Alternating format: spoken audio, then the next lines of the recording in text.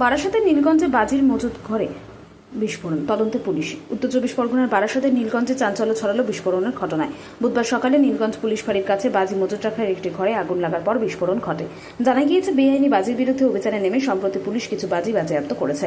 বিস্ফোরণের প্রকৃত কারণ খতিয়ে দেখতে তদন্ত শুরু করেছে পুলিশ। শুধুমাত্র বাজি থেকেই বিস্ফোরণ হয়েছে নাকি এর পেছনে অন্য কোনো কারণ রয়েছে তা খতিয়ে দেখছে পুলিশ।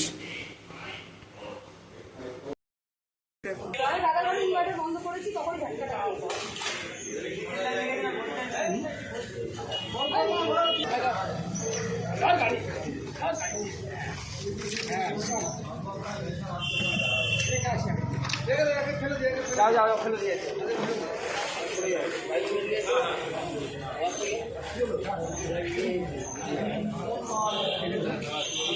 হ্যাঁ চুরি করে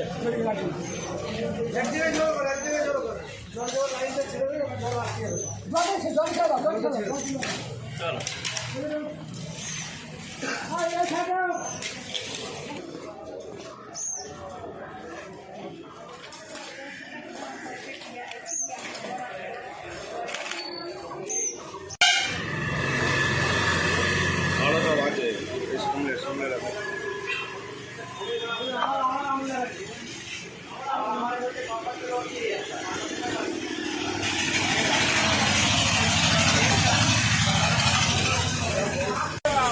ভেঙে দাও।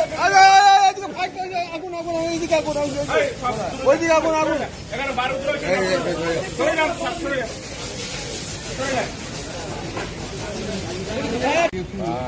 ওখানে তুলবে এটা সবতলা কি